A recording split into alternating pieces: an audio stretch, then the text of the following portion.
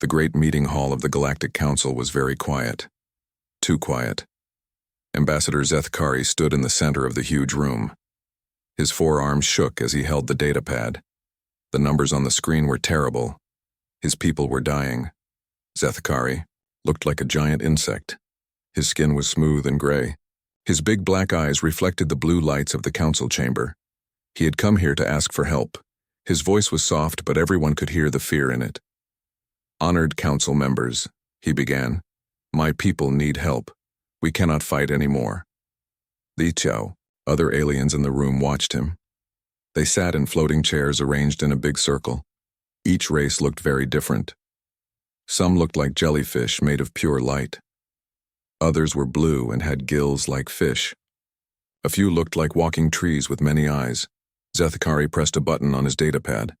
A big picture appeared in the air above him. It showed space battles. Ships were exploding. Planets were burning. "The Vrakthar swarm has taken 5 of our worlds," he said. "They eat everything. They destroy everything. We have lost 60% of our ships. Millions of our people are dead." The council members made worried sounds. Some clicked their tongues. Others made humming noises. The ethereal Kethmori spoke first. They looked like glowing clouds with faces. "We are very sorry for your loss," the Kethmori said. Their voice sounded like wind chimes. "But we cannot help you fight. Our bodies are made of energy. We cannot touch solid things," the fish-like Depthai agreed. "We can send supply ships," their leader said through a water mask. "But we cannot breathe air. We cannot fight on land or in space for very long." One by one, each race gave reasons why they could not send soldiers. The plant-like arbori were too slow. The crystal beings called Silthek were too fragile. The gas cloud nebulans could not exist in solid matter environments. Zethkari felt his hope dying. His people had 3 days before the Vrakthar reached their home world. Maybe 4 days if they were lucky. "There must be someone," he said. His voice was getting louder. "Anyone who can fight." An old computer voice spoke up from the center of the room. "Searching database for military-capable species within range." Everyone waited. The computer was very old and very smart. It knew about every planet and every race in the galaxy. "Search complete," the computer said. "One species found within acceptable distance. Planet designation, Sol 3. Local name, Earth. Species, humans." The council members looked at each other. Nobody had heard of humans before. "Display information," ordered Councillor Velthana. She was the oldest member and looked like a tall purple tree. A new picture appeared in the air. It showed a blue and green planet. Then it showed the creatures that lived there. The humans looked strange. They walked on 2 legs. They had no fur, no scales, no natural weapons. They looked very weak. "Warning," the computer said. "Planet Sol 3 is classified as a death world. Gravity is 2.3 times galactic standard. Atmosphere contains 21% oxygen. Surface temperature varies from -40 to +50 degrees Celsius. Planet contains dangerous wildlife and frequent natural disasters." The council members made shocked noises. A death world was a planet so dangerous that no civilized race could live there. "These humans live on this terrible planet?" asked the Silthek representative. Her crystal body was flashing red with worry. "Affirmative," the computer said. "Humans have adapted to extreme conditions. They show high levels of aggression and problem-solving abilities. They have recently developed faster-than-light travel." "How recently?" asked Veltana. "Approximately 50 Earth years ago." The council was shocked. Most races took thousands of years to develop space travel. These humans had done it very quickly. "Show their military capabilities," Velthana ordered. More pictures appeared. The humans had weapons, but they looked very primitive. They used metal projectiles instead of energy beams. They had explosives instead of disintegrator rays. Their ships were made of metal instead of force fields. "This is hopeless," said the Kethmori. "These primitive creatures cannot help us. They have no advanced technology." "But," said a small voice, "they live on a death world." Everyone turned to look. The speaker was Timric, a young Veltar who worked as an assistant. He was much smaller than Zethkari, and his voice was quiet. "What do you mean?" asked Velthana. Timric stepped forward. He was scared, but he spoke anyway. "The Vrakthar are strong because they are predators. They are used to hunting weak prey. But these humans are not weak prey. They are predators too. They survived on a planet that would kill any of us in minutes." The room was quiet again. Everyone was thinking about what Timric had said. Zethkari looked at the pictures of the humans again. They did look like predators. Their eyes faced forward like hunters. Their teeth were sharp. They stood straight and looked confident. "How long would it take them to reach us?" Zethkari asked.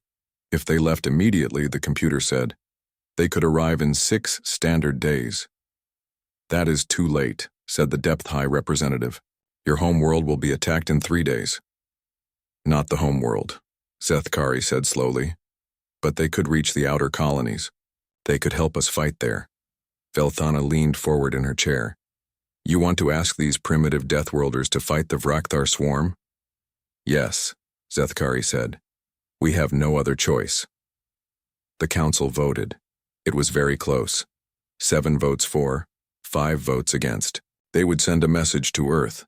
"What should we offer them?" asked the Kethmori. Zethkari thought for a moment. "Everything we can spare. Star charts, translation programs, any technology we can give them. And we will owe them a great debt." "Compose. Message," Velthana ordered the computer. "Message composed," the computer said. "Shall I transmit?" Zethkari looked around the room one more time. Every face showed worry and doubt. Nobody believed these humans could really help. But they were the only hope left. "Send it," he said. The message flashed out into space, traveling faster than light, toward a small blue planet in a distant corner of the galaxy. On that planet, primitive creatures called humans were about to receive a call for help from the stars. Nobody in the Galactic Council could imagine what would happen next. They had asked for soldiers. They were about to learn what kind of soldiers a Deathworld produces. The message from space arrived at Earth on a Tuesday morning. It came during the biggest military training exercise of the year. Soldiers from 12 different countries were practicing together in the Nevada desert. The heat was over 40 degrees Celsius, but the humans worked anyway.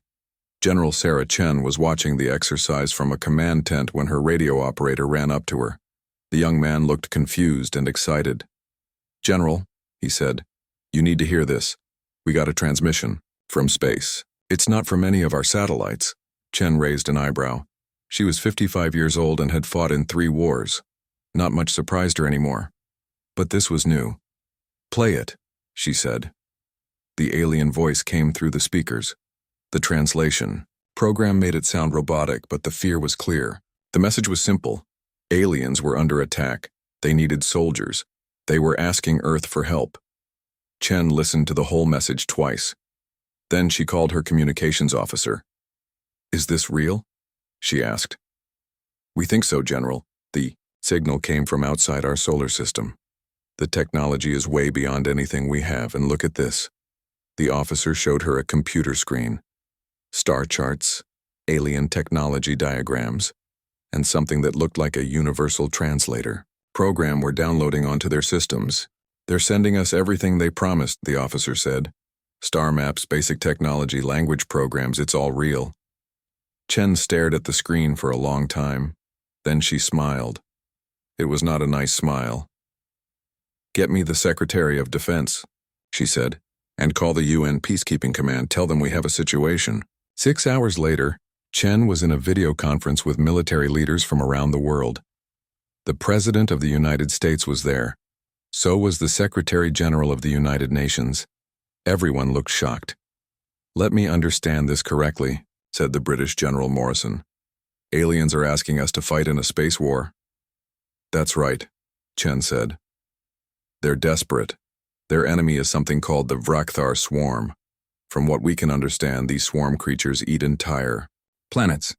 "And they want us to help?" asked General Petrov from Russia. "We barely have spaceships. Our technology is nothing compared to theirs. Maybe that's exactly why they need us, Chen said. She had been thinking about this all day. These aliens are used to fighting with energy weapons and force fields, but sometimes old-fashioned methods work better. The French Admiral Dubois looked skeptical. You want to send human soldiers to fight aliens? With our primitive weapons? I want to send volunteers, Chen said. People who choose to go, and not just military. We need people who know how to fight dirty. People who can think outside the box. What do you mean? Asked the UN Secretary General. Chen pulled up a file on her computer. I've been looking at the personnel records. We have soldiers, yes. But we also have something these aliens probably don't have.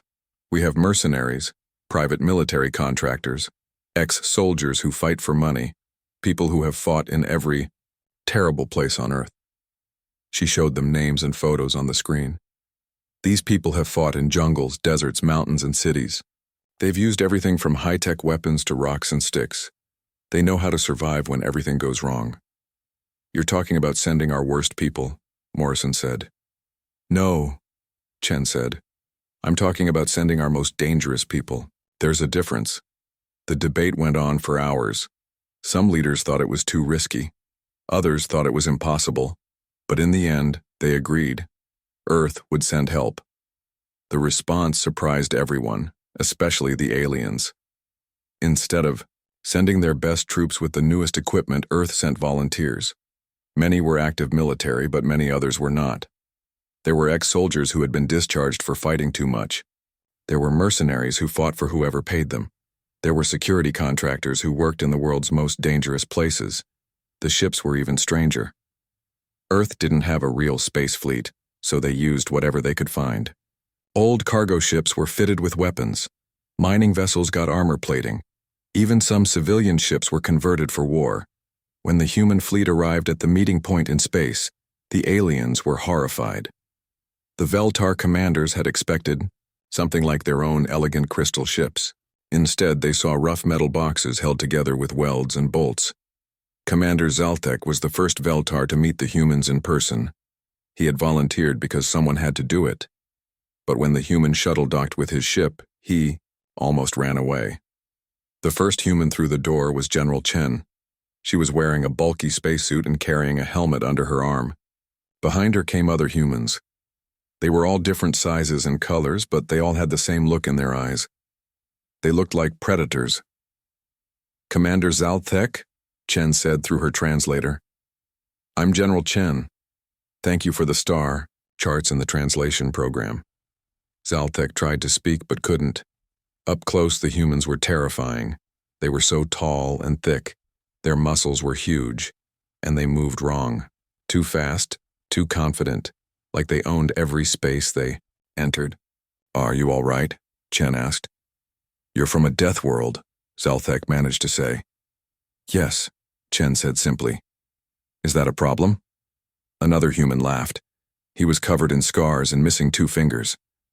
Lady, we're from the problem. You called for soldiers. We're what Earth makes when it needs soldiers.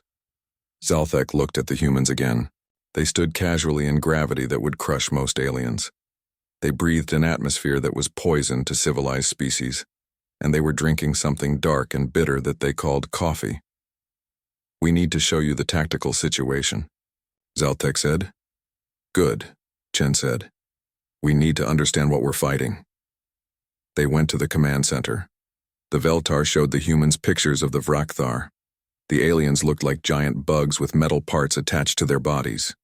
Their ships were organic, grown instead of built. They're hive-minded, Zaltek explained. They think as one. They have been winning because they use fear and overwhelming force. Chen studied the pictures carefully. What's their weakness? Weakness? Zaltek looked confused. They don't have weaknesses. That's why they're winning. The scarred human laughed again. Everything has weaknesses, bug friend. You just have to know how to look. Chen nodded. How long do we have before they attack the next target? 2 days, Zaltek said. Then we better get started, Chen said. I want to see everything you have on these Vrakthar. Biology, psychology, technology, everything. What are you planning? Zaltek asked. Chen smiled that dangerous smile again. We're going to teach them something new. We're going to show them what happens when predators fight predators. The aliens didn't understand yet, but they were about to learn something important about Deathworlders. Humans didn't just survive on terrible planets.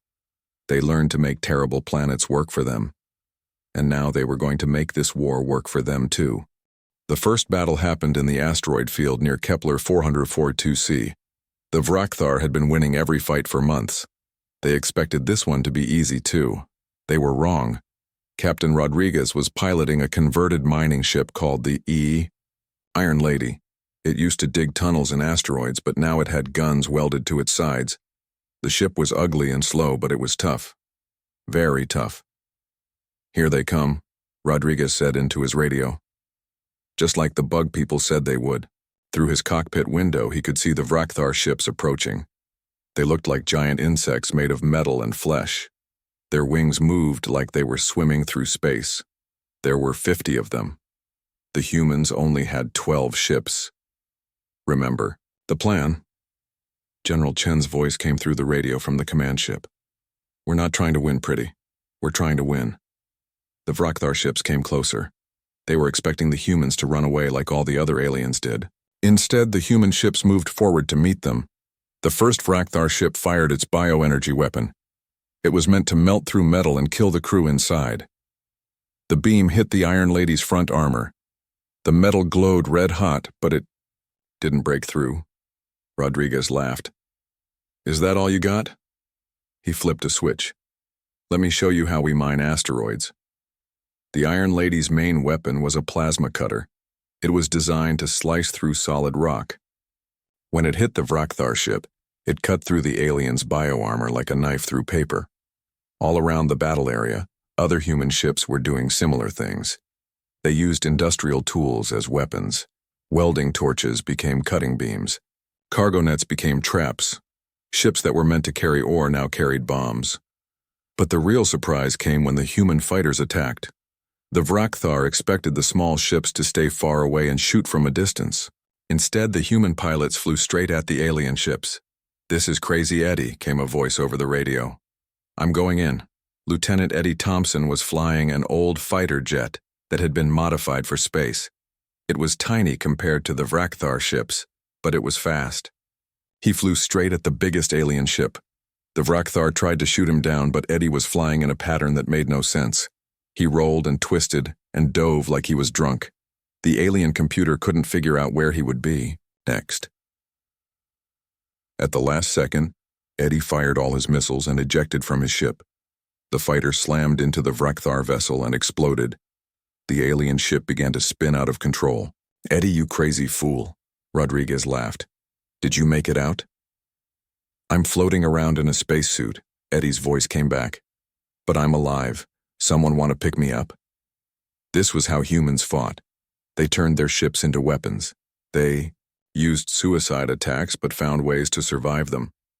They treated space combat like a bar fight instead of a chess game. The Vrakthar had never seen anything like it. They were used to civilized warfare with rules and honor. The humans had no honor. They cheated, they used dirty tricks. They turned everything into a weapon. When the space battle was over, 8 human ships were damaged, but none were destroyed. 30 Vrakthar ships were either dead or running away.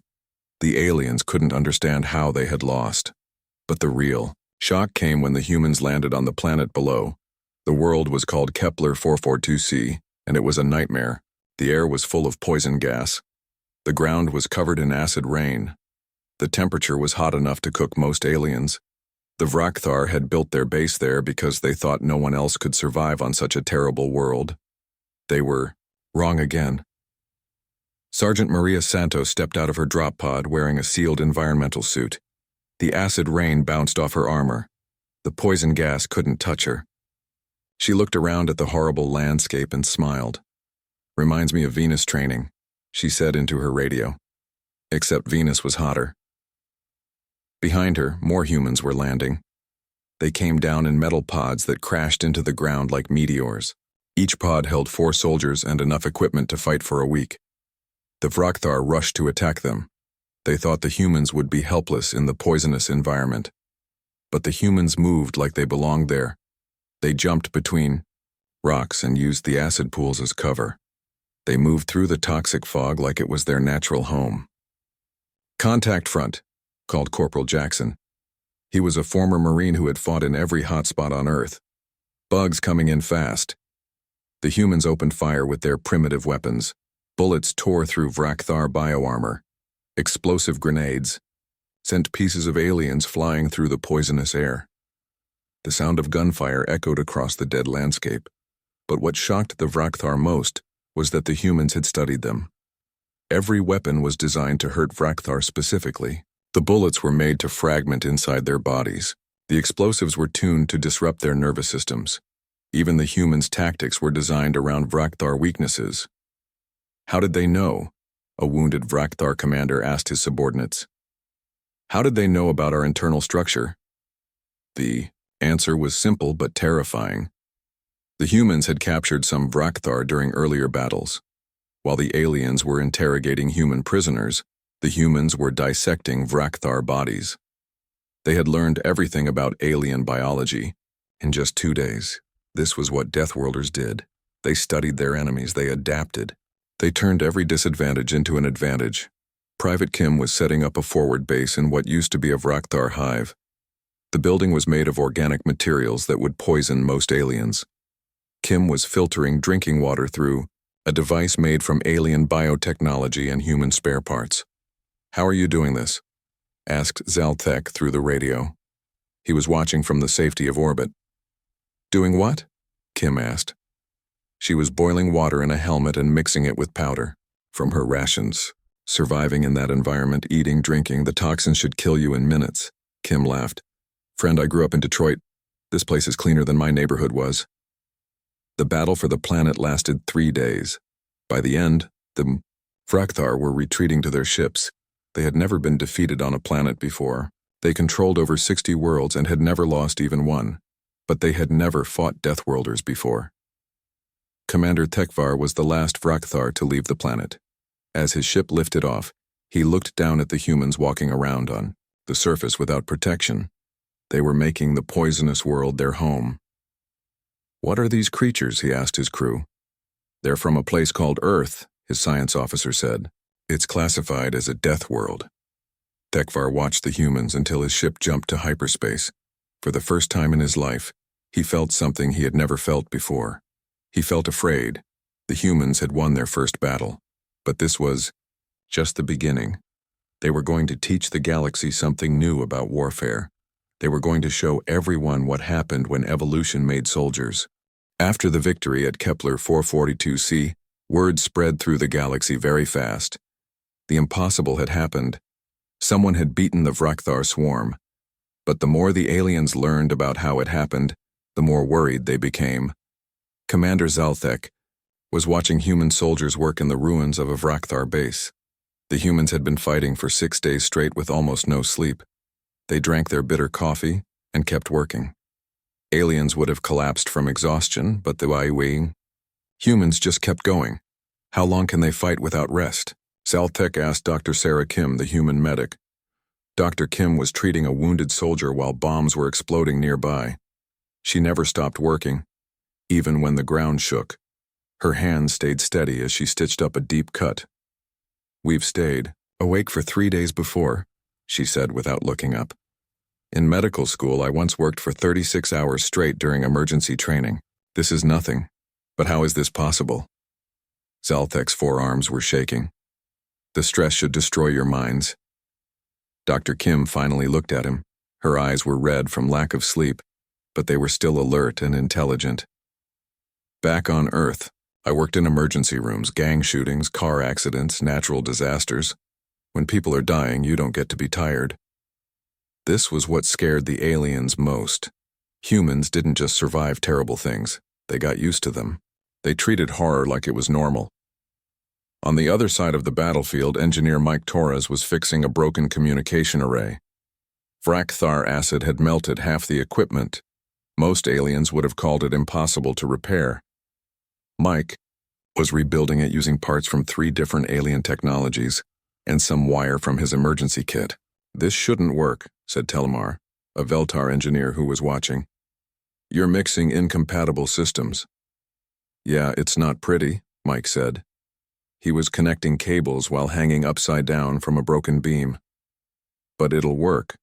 Sometimes, ugly solutions are the best solutions." "But how do you know it will work?" Mike grinned. "I don't, but on Earth we have a saying. If it's stupid and it works, it's not stupid." He finished connecting the last wire. The communication array sparked, made some strange noises, then started working perfectly. "There you go," Mike said. "Good as new. Well, maybe not good, but functional." This was another thing that terrified the aliens. Humans didn't need perfect solutions. They made broken things work. They turned trash into tools. They found ways to succeed when success should have been impossible. But the most frightening discovery came when the aliens studied captured human prisoners. Warrior Prime Vexthul was the Vrakthar's best interrogator. He had broken thousands of prisoners from dozens of species. When 3 humans were captured during a raid, he was confident he could make them talk. The first prisoner was Sergeant Tom Bradley. He had been shot twice and had a broken arm. Vexthul expected him to be terrified and desperate. Instead, Bradley looked around the torture chamber with professional interest. "Nice setup," Bradley said. "Very efficient. The pain amplifiers are interesting. Is that bioelectric stimulation or direct neural interface?" Vexthul was confused. "You should be afraid." "Why?" Bradley asked. "Pain is just information. My brain telling me something is wrong. But I already know something is wrong. I'm a prisoner, so the pain isn't telling me anything useful." Vexthul tried every technique he knew. Electric shocks, acid burns, pressure chambers, sensory deprivation. Bradley rated each one like he was reviewing restaurants. "The acid is creative," Bradley said after the 3rd day. "But you're not using enough. And the pressure torture needs better timing. You want to build up slowly, then release suddenly. The sudden relief actually hurts more than the pressure." "How do you know this?" Vexthul asked. "I trained for this," Bradley said simply. "On Earth, soldiers learn how to resist torture. We practice being hurt so we can handle it when it happens for real." This was when Vexthul realized something horrible. The human wasn't just resisting torture, he was studying it, learning from it, taking mental notes about Vrakthar psychology and interrogation methods. "You're gathering intelligence," Vexthul said. "Of course," Bradley said. "Did you think I was here for fun? I'm learning about your social structure, your technology, your weaknesses. This conversation is very educational." "But you're the prisoner." Bradley smiled. It was not a nice smile. "Am I? Because from where I'm sitting, you're the one giving away information. You're showing me how your species thinks, how you approach problems. What scares you?" Vexthul realized with growing horror that the human was right. In trying to break the prisoner, he had revealed dozens of details about Vrakthar culture and technology. The same thing was happening with the other human prisoners. Corporal Lisa Park was teaching her interrogators about human psychological warfare while they tried to break her mind. Private David Chen was analyzing Vrakthar biotechnology while they tried to poison him. The humans turned everything into a learning experience. Even being tortured became an opportunity to gather intelligence and study their enemies. Word of this spread through the Vrakthar command structure. For the first time in their species' history, they were afraid of their prisoners. The humans didn't break under pressure. They got stronger. They learned. They adapted. Back on the human command ship, General Chen was reading reports from all the battlefields. The news was good. Human forces were winning every engagement. But the reports also contained something else. Details about how the humans were fighting.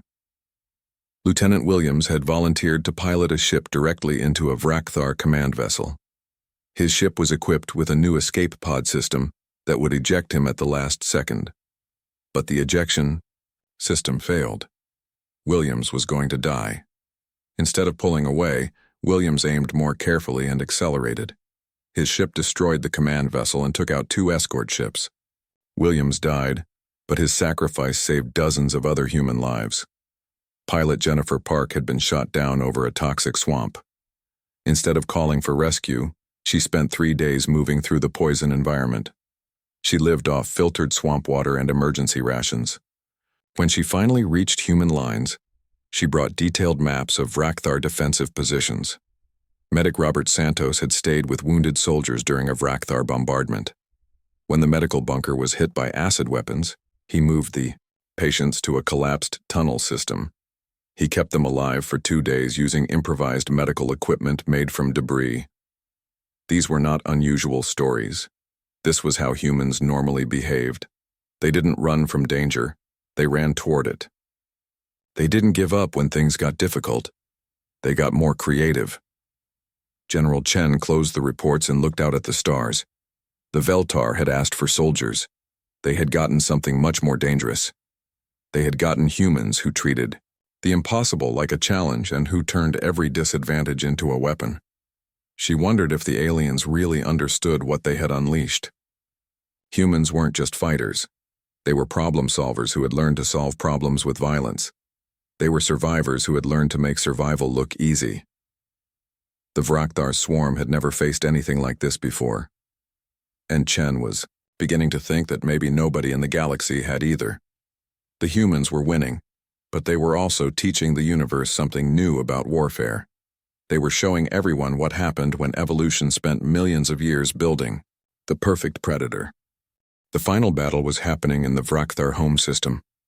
3 months had passed since the humans first arrived. Now the entire swarm fleet was gathered around their birth world, ready for one last fight. General Chen stood on the bridge of her command ship, looking at the enemy fleet through the main screen. There were over 300 Vrakthar vessels, bioships that looked like giant insects and metal whales floating in the darkness of space. Each one was bigger than her entire command ship.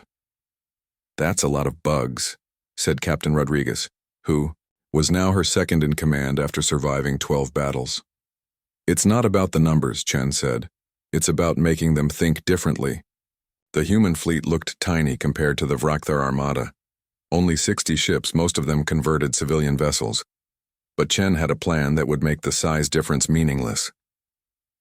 "Begin Phase 1, she ordered. All across the star system, human mining ships started their work. But they weren't mining for metal or fuel. They were mining asteroids for weapons. Huge chunks of rock were fitted with small engines and guidance systems. In 30 minutes, the humans had turned the entire asteroid belt into a massive gun. The Vrakthar fleet moved forward, expecting a normal space battle. Instead, they flew into a trap that covered millions of kilometers. Asteroids began exploding in carefully planned sequences. The explosions didn't hit the Vrakthar ships directly. Instead, they created debris clouds that moved in specific directions. "What are they doing?" asked Hive Commander Zexthul, watching from his flagship.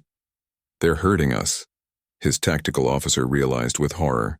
"They're using the entire star system to control where we can fly." The human plan was working perfectly. The Vrakthar fleet was being forced into narrow corridors between the debris clouds. Their superior numbers meant nothing if they couldn't spread out to use them. "Phase 2, Chen ordered. Human cargo ships moved into position. Instead of weapons, they carried something much more dangerous. Clouds of metallic dust that they sprayed into space like giant crop dusters. The dust was made of tiny metal particles. That stuck to everything. When the Vrakthar ships flew through the dust clouds, their bioelectrical systems started failing. The metal particles disrupted their nervous systems like throwing sand into a computer. Ships that had fought for centuries suddenly couldn't communicate with each other. "Our hive link is breaking down," reported a Vrakthar subcommander. "I can't hear the collective consciousness." For the first time in their species' history, individual Vrakthar had to think for themselves. They had never learned how to fight alone. Their entire military system was based on thinking as one giant mind. Without the hive link, they were confused and afraid. "Phase 3, Chen said. This was the most dangerous part of the plan. Volunteers in small ships flew directly at the largest Vrakthar vessels, But these weren't suicide attacks.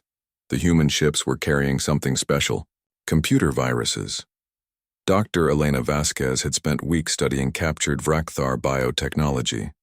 She discovered that their ships were partly alive, with organic computer systems. If you could introduce the right kind of virus into their networks, you could make their own ships fight against them. "Going in," called Lieutenant Thompson over the radio. His small fighter was loaded with virus canisters instead of weapons. He flew straight at a Vrakthar battleship, dodging energy beams and bioacid sprays. At the last second, Thompson fired his payload directly into the enemy ship's communication port. The virus canisters broke open and spread into the organic computer network. Within minutes, the battleship's own weapons turned on nearby Vrakthar vessels. This happened all across the battle area. Human volunteers infected ship after ship with the digital plague. Soon, the Vrakthar fleet was fighting itself as much as it was fighting the humans, but the real victory came on the planet below. Sergeant Maria Santos led a team of 50 humans in the most impossible mission of the war. They were going to infiltrate the main Vrakthar hive complex and plant charges at the central control node. If they succeeded, they could shut down the entire planetary defense network. The problem was that the complex was located in the middle of an active volcano. The temperature was over 200 degrees Celsius. The air was full of poison gas and sulfur. Most aliens would die in seconds. Just like the training simulations, Santos told her team as they parachuted into the volcano. Except the simulations were on Venus, and Venus was hotter. The humans moved through the volcanic environment like they belonged there. Their sealed suits protected them from the worst of the heat and gas. Their equipment was designed to work in extreme conditions. They had trained for missions like this on the worst parts of Earth. The Vrakthar defenders couldn't believe what they were seeing. Creatures from a death world were walking through an environment that would kill most life in the galaxy. They moved with confidence and skill, turning the volcanic landscape into an advantage. "How?" whispered a dying Vrakthar warrior as Santos stepped over him. "How do you survive in this hell?" "This isn't hell," Santos said through her translator. "This is Tuesday." The human team reached the central control node after 8 hours of fighting through lava tubes and poison caves. The complex was a massive organic computer, part machine and part living tissue. It controlled every defense system on the planet. Instead of trying to destroy it, the humans did something typically human. They hacked it. Corporal Kim, a former computer programmer from Seoul, connected her modified laptop to the alien biocomputer. The virus Dr. Vasquez had designed spread through the system like a digital cancer. "It's working," Kim reported. "The planetary shields are down. All defense satellites are offline, and I think I just accidentally ordered them to play human music through their communication system." Up in space, the Vrakthar fleet was in chaos. Their ships were infected with viruses, their home planet was compromised, and their hive mind was broken. For the first time in their species' history, they did something that had never happened before. They surrendered.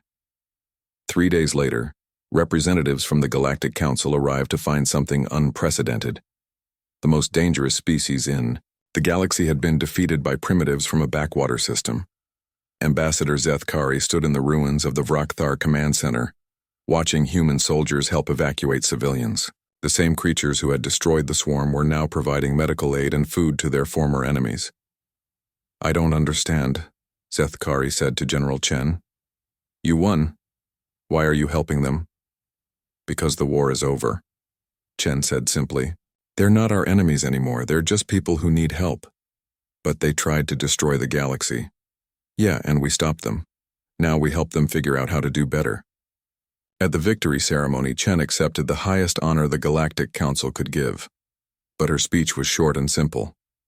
"You called for soldiers," she said to the assembled alien dignitaries. "We sent you humans. We are what happens when evolution spends millions of years building survivors. We don't just adapt to our environment. We make our environment adapt to us." She looked around the room at all the alien faces. Some looked grateful, others looked worried. "You're safe now," Chen continued. "But remember this. We didn't save you despite being from a death world, we saved you because of it." Earth builds creatures who treat the impossible as merely difficult, who find solutions in desperate situations, who understand that sometimes the only way to make peace is to be very, very good at war. The ceremony ended with a sobering realization, spreading through the galactic community. They had been saved by the most dangerous species they had ever encountered, and the only reason they were safe was that the humans had chosen to be their allies instead of their enemies. As the human fleet prepared to return to Earth, every alien in the galaxy wondered the same thing. What else was waiting out there in the dark spaces between the stars? What other Deathworlds were building creatures that could reshape the balance of power with nothing but determination and ingenuity? The humans had answered when help was needed. But they had also taught the galaxy that sometimes the most dangerous thing you can do is ask for help from creatures who have spent their entire evolutionary history learning how to survive anything,